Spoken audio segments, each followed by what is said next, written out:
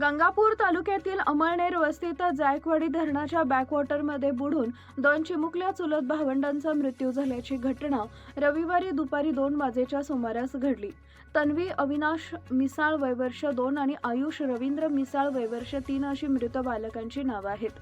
अमळनेर येथील रवींद्र मिसाळ व अविनाश मिसाळ या सख्या भावांची शेती जायकवाडी बॅकवॉटर लगत आहे, त्यामुळे कुटुंब शेतवस्तीवरच वास्तव्यास आहे। रविवारी दुपारी तन्वी व आयुष ही दोन्ही मुलं घराच्या अंगणात खेळत होती।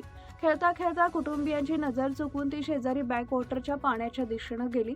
पाण्याचा अंदाज न आल्याने दोघांचा अचानक तोल गेला आणि ती खोल पाण्यात पडली।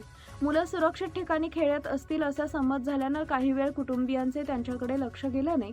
मात्र तासभर उलटून ही मुले न दिसल्याने शोधाशोध सुरू केली। बॅकवॉटरच्या पाण्याजवळ दोन्ही मुलं पाण्यात पडल्याचं निदर्शनास आलं। आरडाओरडीनंतर ग्रामस्थांनी घटनास्थळी धाव घेतली।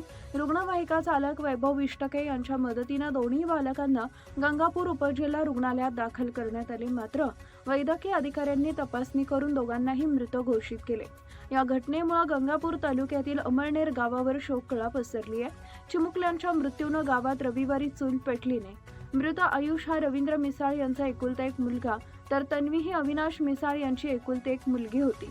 मिसाळ कुटुंबातील दोन्ही भावांच्या घरचे एकुलते एक मुलं अपघाती पद्धतीने हिरावल्याने कुटुंबावर दुःखाचा डोंगर कोसळलाय।